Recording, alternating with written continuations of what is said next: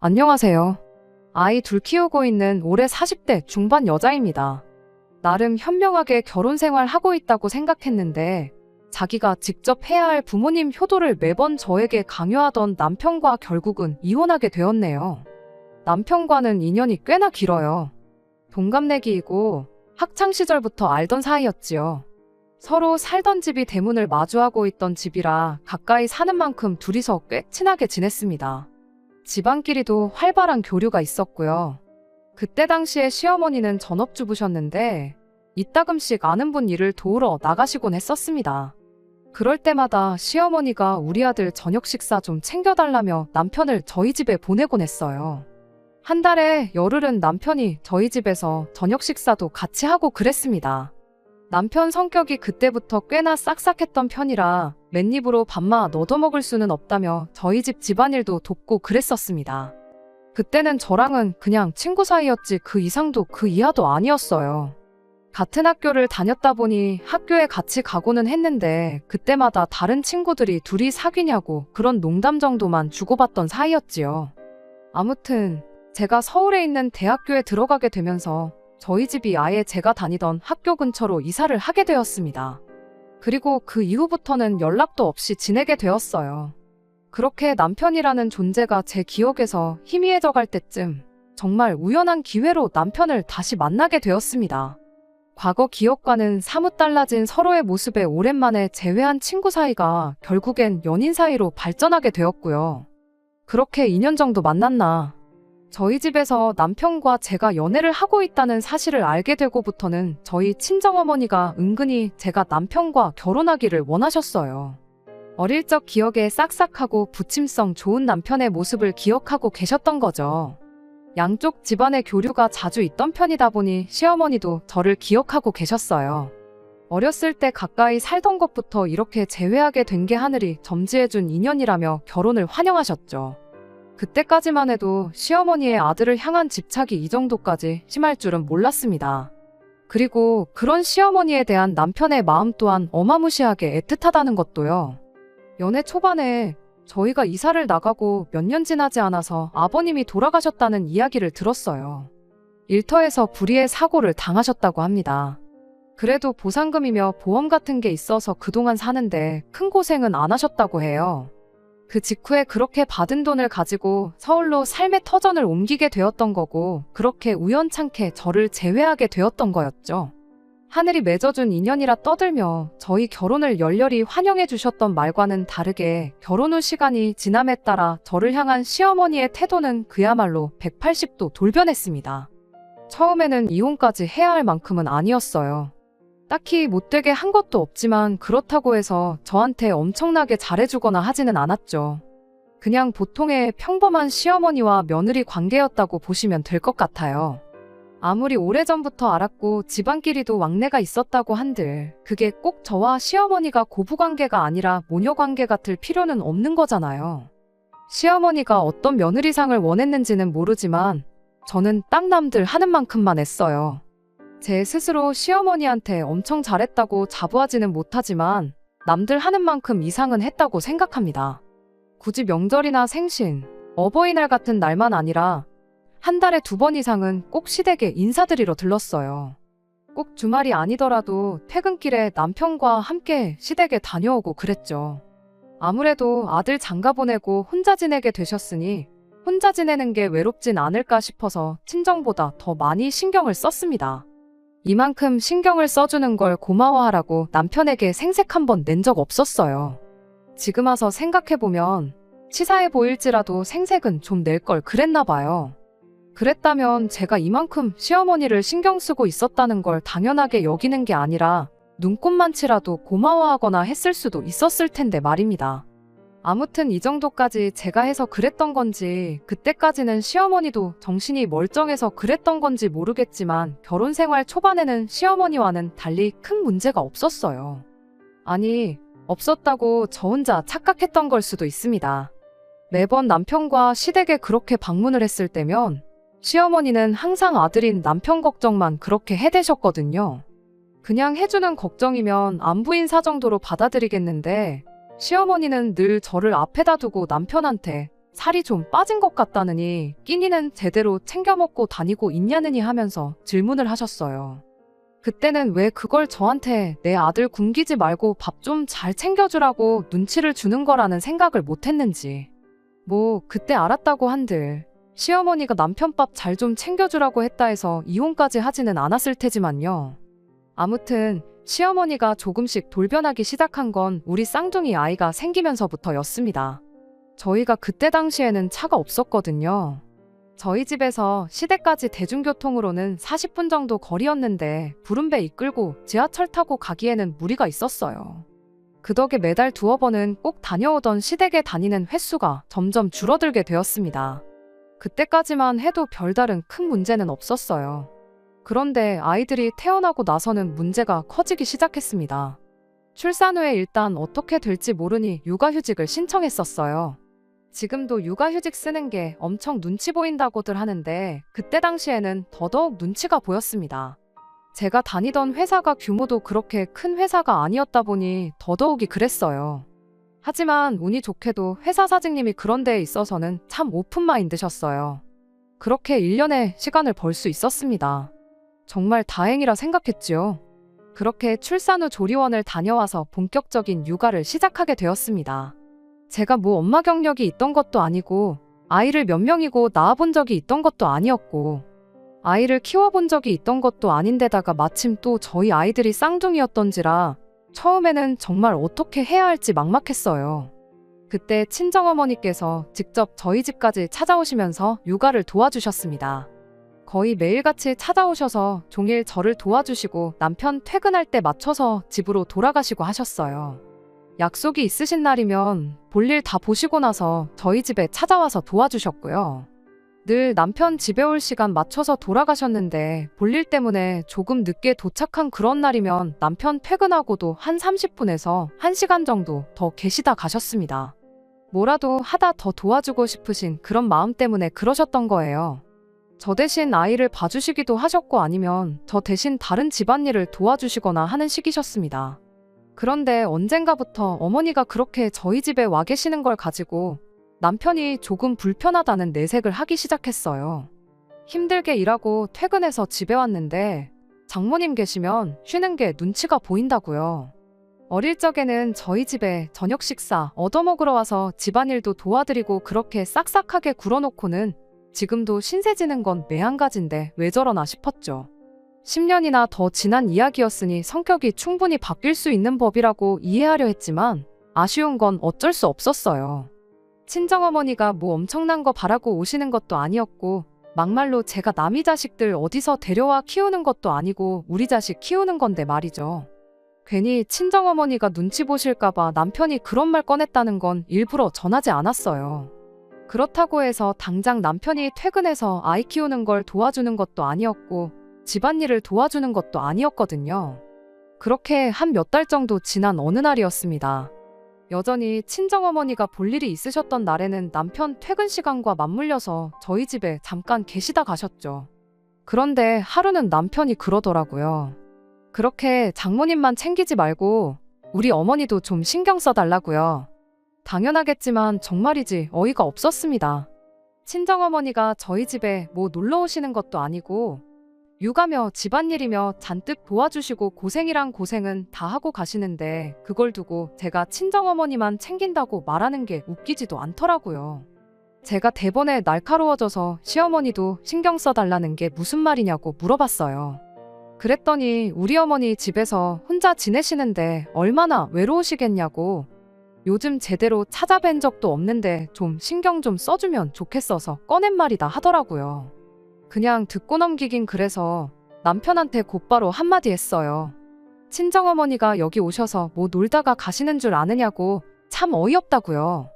당신 퇴근하고 와서 우리 엄마가 계신다고 해서 뭐 집안일을 도와주는 척이라도 하는 것도 아니지 않냐고. 집에 와서 씻고 나와 나나 우리 엄마가 차려준 밥 먹고 나서 소파에 앉아서 TV 보는 게 전부이지 않느냐. 가만히 있어도 알아서 해주는 사람이 둘이나 되는데 불편하기는 뭐가 불편하다는 거냐고 그렇게 따져 물었죠. 안 그래도 친정어머니가 땡전 한 푼 안 받고 안 하셔도 되는 고생을 사서 하시는 모습 보면 자식된 마음으로 죄송스러운 마음뿐이었는데 잘 됐다고 이참에 시어머니한테 혼자 계시는 게 외롭고 쓸쓸하면 우리 집으로 오시라고 하라 했어요. 와서 친정어머니가 하시듯이 집안일도 도와주고 아이 돌보는 것도 도와주시고 그러면 되는 거 아니겠냐고, 그러면 공평한 거 아니냐고요. 그랬더니 남편이 뭐가 그렇게 고가운지 아무 말도 안 하고 어금니만 꽉 깨물고 가만히 있더라고요. 그래서 한마디 더 했습니다. 그리고 그렇게 어머니 걱정돼서 챙기고 싶으면 당신이 시댁 가서 직접 챙기면 되지 왜 나한테 그러냐고 했어요. 퇴근길에 시댁 들러서 시어머니하고 시간 보내다 오라고, 그럼 당신은 시어머니 챙겨서 좋고 나는 친정어머니가 단 1분이라도 이 집에 더 계시면서 애 봐주는 거 도와주시고 하면 더 편해서 좋은 거 아니겠냐고요. 말씀드렸다시피 쌍둥이 태어나고 나서는 물론이고 아이들 때문에 배불렀을 때부터 자주 왕래하던 시댁의 발길을 끄는 건 사실입니다. 하지만 상황이 여의치 않아서 그랬던 거고, 그때도 남편은 죽어도 혼자서 지발로 시댁에 다녀오는 법이 없었거든요. 차라리 그간 혼자라도 계속 다녔으면 제가 미안해라도 했을 텐데 참 어이가 없었습니다. 아무튼 남편이 저와 그렇게 다투고 나서 어깃장을 부리는 건지 결국엔 혼자 엄마 챙기고 오겠다며 퇴근길에 시댁으로 가더라고요. 그런데 남편 혼자 시댁에 다녀온 일로 시어머니가 아주 노발대발 난리가 났습니다. 그날 남편이 시댁에 도착하자마자 저한테 전화를 해서는 어디 며느리가 남편만 혼자 시댁을 보낼 생각을 하냐며 저한테 호통을 치셨죠. 이딴 식으로 며느리 노릇 할 생각이면 아예 앞으로 나보고 살 생각은 하지 말라는 둥, 정말 거치는 것 하나 없이 아무 말이나 쏟아부으셨어요. 그때는 저도 참 할 말이 많았지만 그래도 시어머니와 며느리 관계니 아무 말 않고 시어머니 하는 말을 듣고만 있었습니다. 잘못한 게 하나도 없는데 죄송하다는 말까지 했지요. 괜히 이 이야기를 신세한탄하듯 친정어머니께 꺼냈다가 또 저만 손해를 보게 되었어요. 일단 친정어머니 또한 당신이 여기 놀러 오는 것도 아닌데 황당하다는 반응이셨지만 그래도 최대한 중립적으로 상황을 받아들이셨어요. 시어머니가 저러는 게 조금은 이해가 되기는 한다고요. 아예 시댁과 연 끊고 지내던 것도 아니었고 자주 왕래도 있지 않았느냐, 충분히 서운해 하실 수 있다고요. 그리고 아들 장가 보내서 사이좋게 잘 지내는 줄 알았는데 부부싸움하고 혼자 시댁에 가는 모습 보면 마치 제가 남편을 집에서 쫓아낸 것처럼 오해하실 수도 있는 노릇이라고요. 그리고 남편이 퇴근하고 나서 당신이 집에 계시는 걸 불편해할 줄은 몰랐다고, 그 부분은 미처 신경 쓰지 못하셨다며 앞으로는 조금 신경을 쓰셔야겠다 하셨죠. 그렇게 그 뒤로 친정어머니는 집에 자주 안 오시게 되었어요. 꼭 제가 도움이 필요한 날에 미리 전화를 주지 않는 한 먼저 찾아오시는 일이 없었죠. 그리고 시댁에 방문하는 날에 제가 미리 연락을 드리면 주말이 되었든 평일이 되었든 시간 맞춰 오셔서 저 대신 아이들을 봐주시고는 했어요. 결과적으론 저만 힘들어졌죠. 친정어머니가 안 오신다고 남편이 육아를 도와주거나 한 건 아니었으니까요. 일단은 제가 전업주부고 남편 외벌이로 생활을 하던 상황이었는데 남편이 혼자서 돈을 벌어오는 만큼 육아를 안 도와주는 걸 가지고 서운하기는 했을지언정 문제를 삼거나 할 생각은 없었습니다.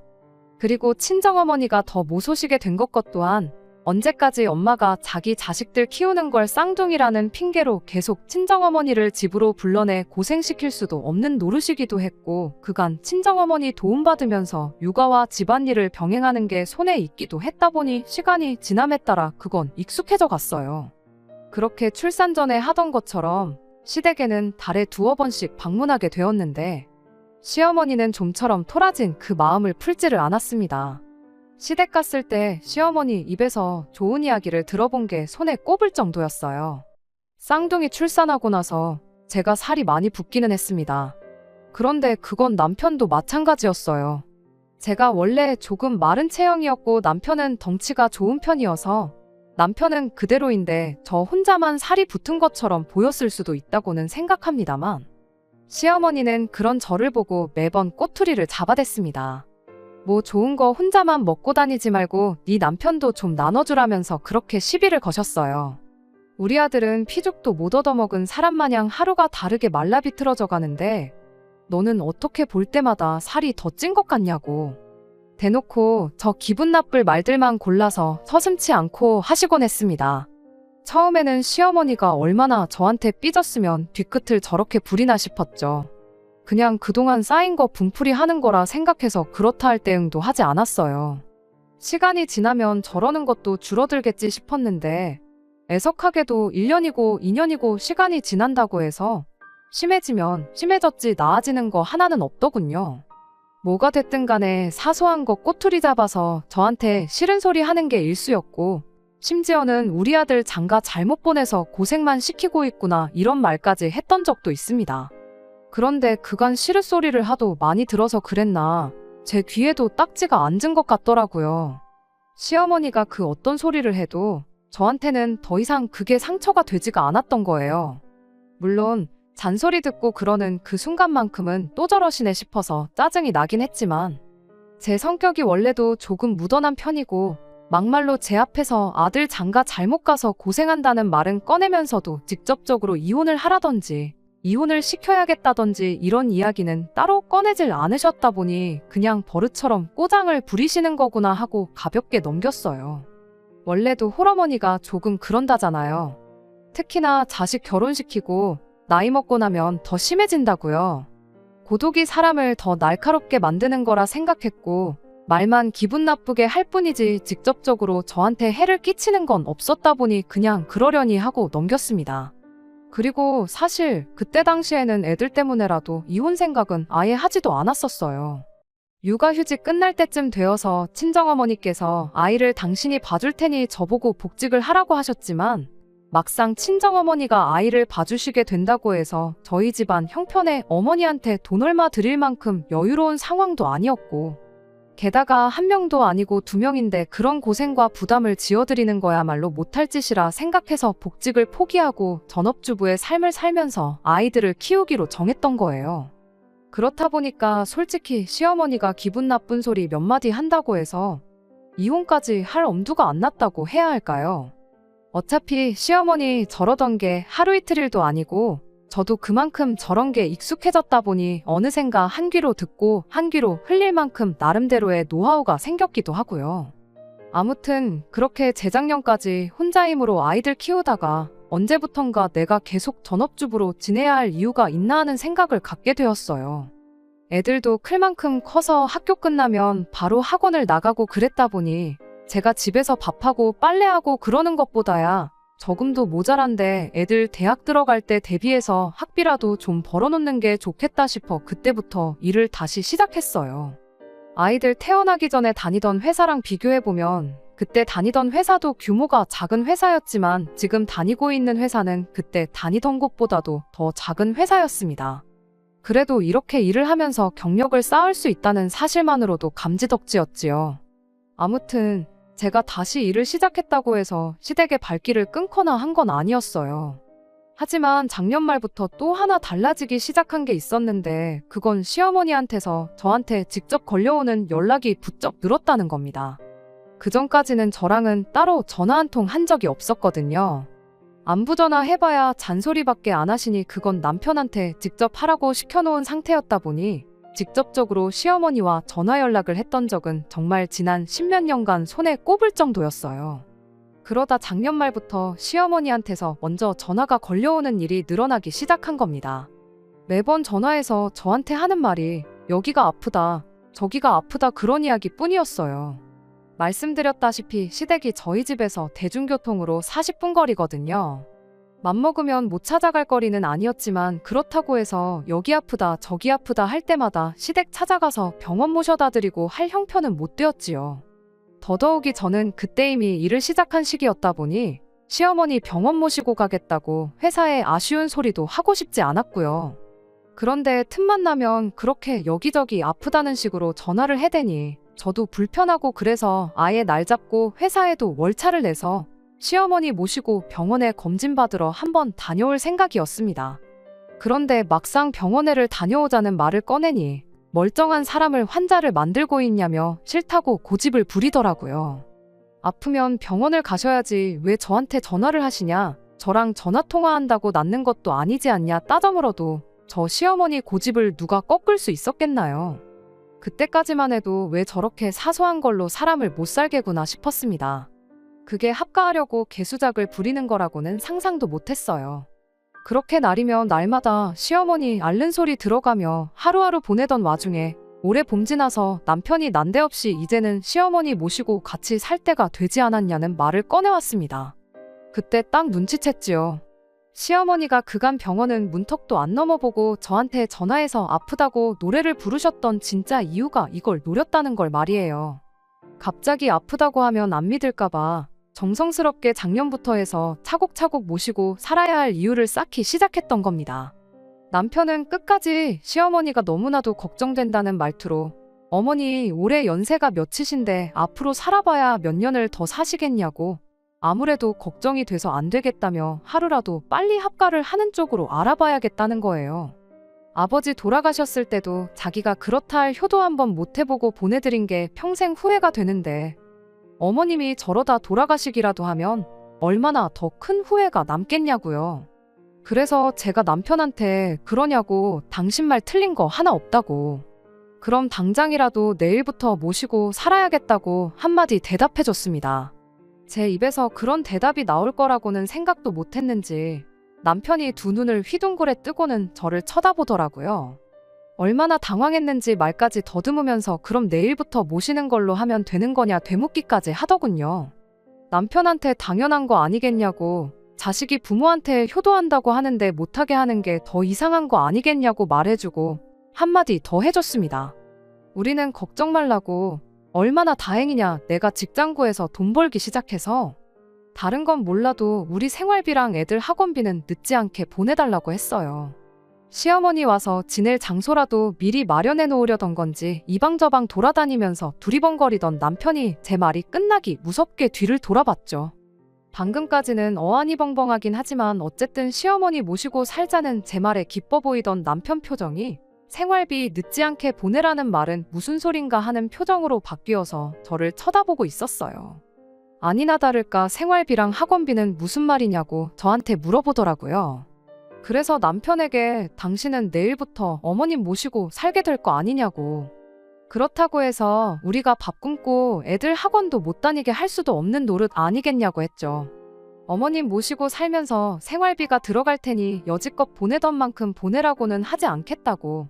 나도 애들 대학교 들어갈 때를 대비해서 돈을 모으고 있긴 하지만 이젠 우리 생활비는 내가 벌어온 돈에서 어느 정도 보태겠다고 했습니다.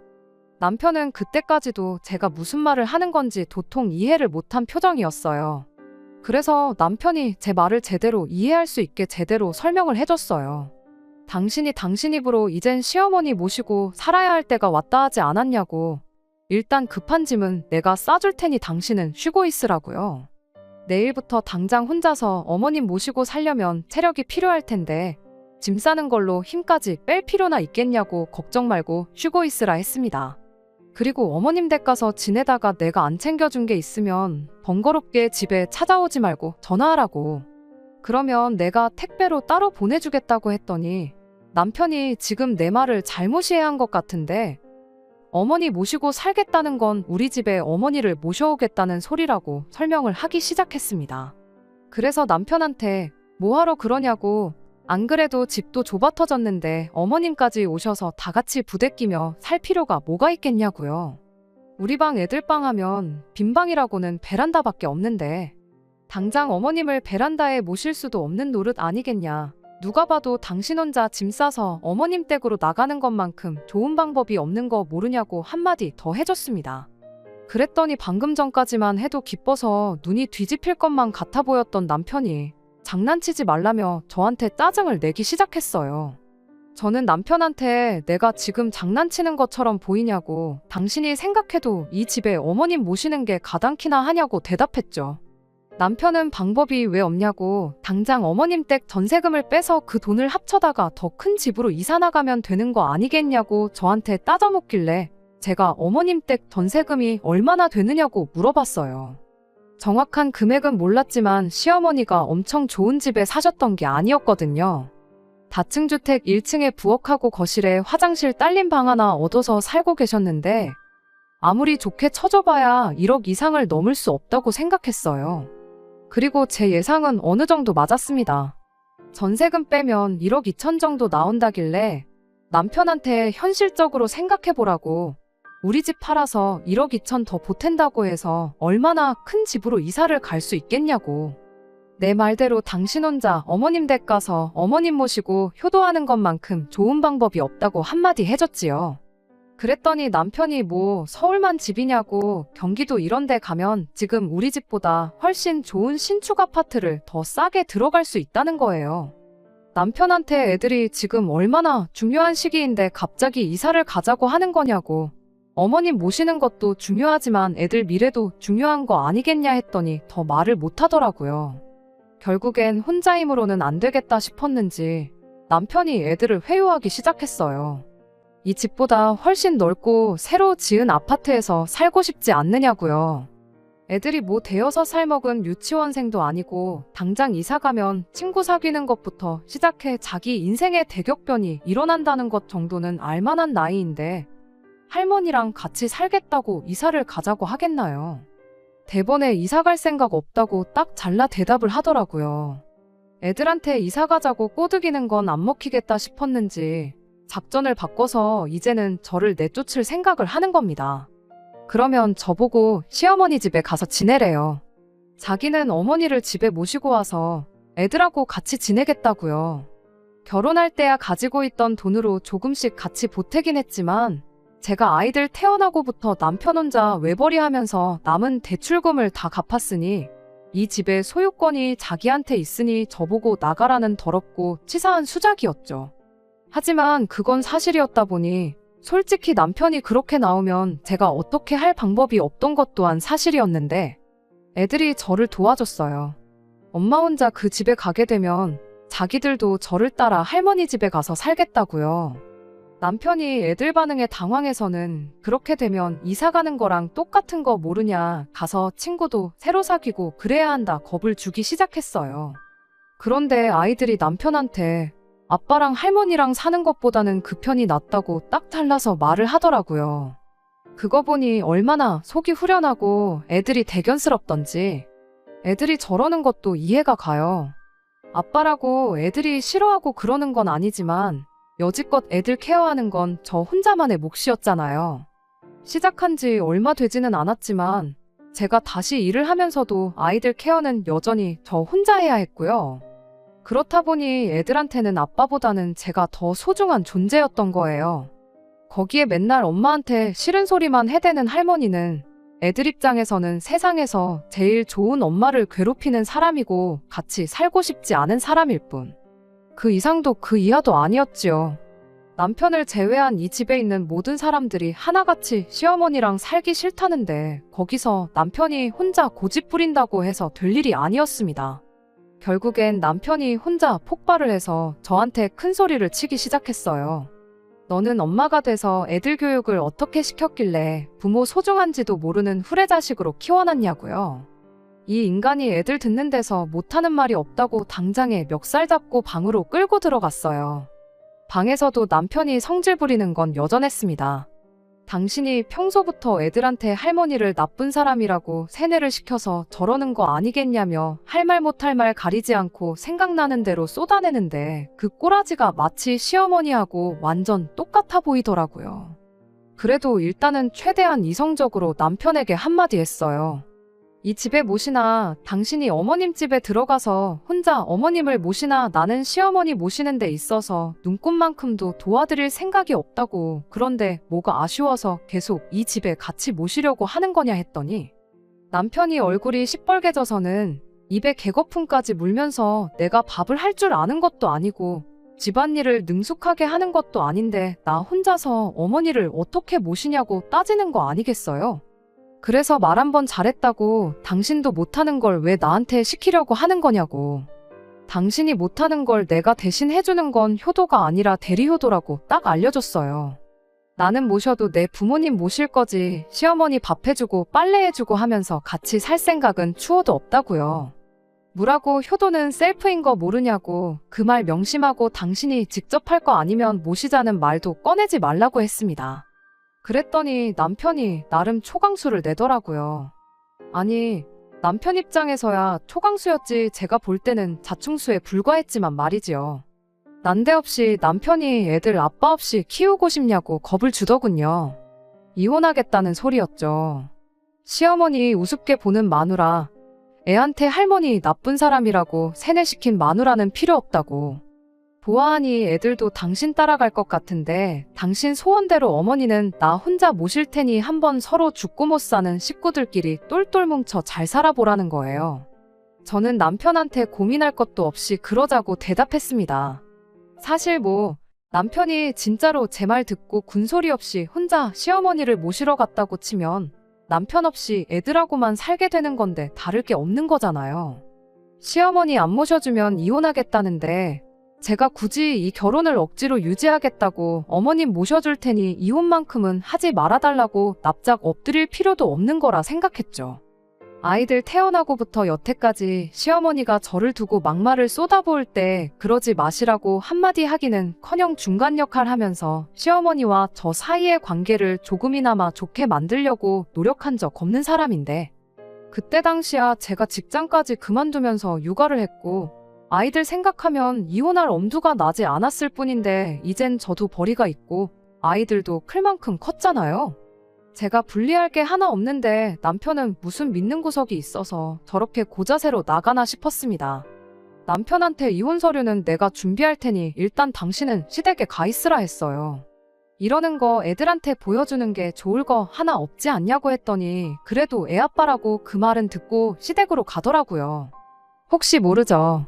제가 당장 이혼하자고 했지만 한번 떨어져 살아보면 정신 차려서 시어머니 모시겠다고 들 거라고 생각했던 것일 수도 있고요. 아무튼 남편은 그렇게 혼자 시댁으로 향했고 저는 그 길로 이혼을 준비했어요. 남편은 자기가 유리한 위치라고 생각했던 것 같은데 변호사님 몇 분을 만나봤는데도 다들 하나같이 남편이 절대적으로 불리한 상황이라는 이야기를 해주셨지요. 그렇게 이혼 서류 준비해서 남편 앞에 들이밀었더니 남편이 이건 예상 못했다는 표정으로 잔뜩 당황을 했어요. 기어이 애들을 아빠 없이 키울 생각이냐고 또 아이들을 방패로 삼길래 시어머니 모시고 살면서 매일같이 엄마 당하는 꼴 보여주고 당신하고 박터지게 싸우는 꼴 보여주는 것보다는 이 편이 더 나은 것 같다고 도장 하나 찍으면 되는 건데 뭐 이렇게 말이 기냐고 쓸데없는 소리 그만하고 얼른 사인이나 하라고 했어요.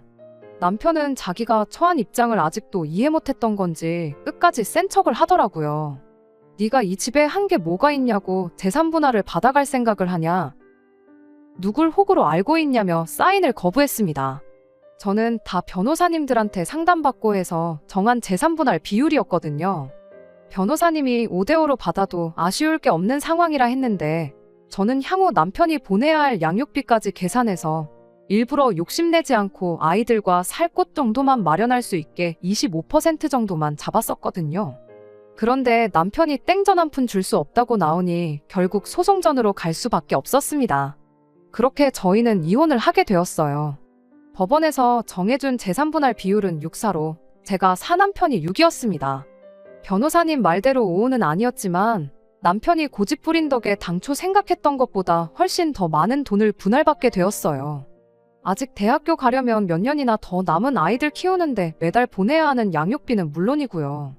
제가 조금 욕심부리면 얼마 위자료까지 청구할 수 있었는데 이혼하면서 받은 정신적 스트레스를 견디기가 힘들어서 위자료까지 뜯어내는 건 포기했습니다. 하지만 예상보다 재산 분할을 더 받을 수 있었던 덕분에 저희가 이사할 필요까지는 없었습니다. 제가 직장이 있으니 대출을 받을 수 있어서 남편한테 줘야 할 돈은 대출받아 줘버리고 집을 제가 갖는 걸로 했어요. 남편도 시어머니랑 단 둘이 살기엔 집이 너무 넓다 생각했는지 생각보다 쉽게 이 제안을 받아들였고요. 그렇게 치열한 개싸움 끝에 남편과는 이혼하게 되었습니다. 진작 이렇게 되었어야 했는데 뭘 그렇게 질질 끌었나 싶기도 하고 한편으로는 싱숭생숭하기도 하고 정말 이 기분을 어떻게 표현해야 할지 모르겠네요. 괜찮다고 생각했는데 막상 남편 말대로 한참 예민할 때인데 아빠 없이 자라게 만든 게 애들한테는 너무 미안하기도 하고요. 그래도 이왕 이렇게 된 거 한번 열심히 살아보려고 합니다. 안녕하세요. 이혼까지 다 했는데 이렇게 3개월도 안 돼서 후기를 보내게 될 줄은 몰랐습니다. 얼마 전 남편을 만났는데 그 이야기 해드리려고 이렇게 다시 찾아왔어요. 주말에 애들하고 저녁 먹고 쉬고 있는데 벼랑간 현관문 비밀번호 누르는 소리가 나더라고요. 몇 번을 틀리는데도 계속 누르길래 잔뜩 겁먹고 있었는데 인터폰 켜보니까 남편이었어요. 갈라서자마자 비밀번호부터 바꿔버렸는데 지난 비밀번호 눌러대니 문이 안 열릴 수밖에요. 아무튼 남편한테 연락도 없이 무슨 일로 왔냐고 애들 보고 싶어서 온 거면 다음부터는 정해진 날짜에 오라고 한마디 했더니 다짜고짜 제 앞에 무릎을 꿇더니 자기가 정말 전부 다 미안하다며 저한테 살려달라고 사과를 하기 시작했어요. 갑자기 눈물 콧물 짜며 살려달라는데 자초지종이 뭔지나 물어봤죠. 이혼 과정에서 어떻게 저한테 재산 분할 하나도 안 해주고 위자료까지 뜯어보겠다고 편먹고 열심히 던 두 모자가 이혼하고 나서 오히려 예상했던 것보다 더 많은 재산 분할을 해주게 되니 그걸 이유로 둘이 사이가 틀어졌나 보더라고요. 시어머니 입장에서는 아들 집에 합가해서 며느리 효도받으며 살 계획이었는데 난데없이 개털이 된 아들이 당신 집에 들어와서 다시 살게 되고 그것도 모자라 밥까지 해서 먹여야 되고 옷까지 빨아다가 다려입혀서 출근까지 시켜야 하니 답이 안 나왔던 겁니다. 그래서 시어머니가 남편한테 이대로 가다간 너 때문에 내 명예 못 살겠다고 남편 보고 나가 살라 말하고 집에서 쫓아내버렸다네요. 재산 분할에 간 돈이 있어서 당장 혼자 지낼 곳 구하는 건 문제가 없었는데 남편 월급이 엄청 많은 것도 아닌데 애들 양육비에 시어머니 용돈까지 드리는 건 한계가 있었나 봐요. 그뿐이겠나요. 당장 자기가 밥을 할 줄 아는 것도 아니니 자기 생활비에 먹는 것까지 전부 사 먹어야 했으니 남편 월급으로는 택도 없었던 거죠. 돈을 모으기는커녕 그나마 얼마 남은 돈 파먹으면서 살게 생겼는데 이러다간 5년 내로 쥐뿔도 없는 알그지가 된다고 자기 좀 살려달라고 찾아온 거예요. 받아만 준다면 시어머니하고는 영원히 연 끊고 가족들을 위해 살겠다고 하더라고요. 그렇게 제 앞에 싹싹 비는 남편한테 나한테 빌 게 아니고 집에 가서 어머니한테 밥 정도는 혼자 챙겨 먹겠다고 싹싹 빌고 어머님 댁으로 들어가라고 한마디 해줬어요. 무슨 일이 있어도 당신을 내 남편으로 우리 아이들 아빠로 받아줄 생각 없으니 두 번 다시 찾아오지 말라고 한마디 하고요. 그렇게 강하게 한마디 했더니 남편은 그 다음 날도 그 다다음 날도 찾아오지 않더라고요. 무슨 일이 있어도 제 마음이 돌아서지 않을 거라는 걸 깨달았는가 봐요. 그 꼴을 보니 그래도 한동안 맘고생했지만 이혼하기를 참 잘했구나 하는 생각이 들었네요. 우스갯말로 남자들 내비게이션하고 마누라 딱 두 여자 말만 들으면 틀린 결정을 내릴 일이 없다고 하잖아요. 적어도 제가 좋은 말로 설명했을 때 어머님 모시고 사는 거 포기하고 가족들한테 충실했다면 저렇게 밥 걱정하면서 지낼 일은 없었을 텐데 싶었어요. 시어머니한테 시달리며 살 때도 제 팔자 제가 꼬았다고 생각했는데 남편도 이렇게 이혼을 결정해서 자기 신세 자기가 망쳤으니 똑같은 거라 생각하려고요. 이혼한 것쯤은 벌써 후를 다 털어냈으니 앞으로는 아이들하고 행복하게 지낼 생각만 하면서 살면 될 것 같습니다. 끝까지 들어주셔서 감사합니다. 오늘의 사연은 여기까지입니다. 구독과 좋아요, 알람 설정 부탁드리고 더 좋은 사연으로 다시 찾아뵙겠습니다. 감사합니다.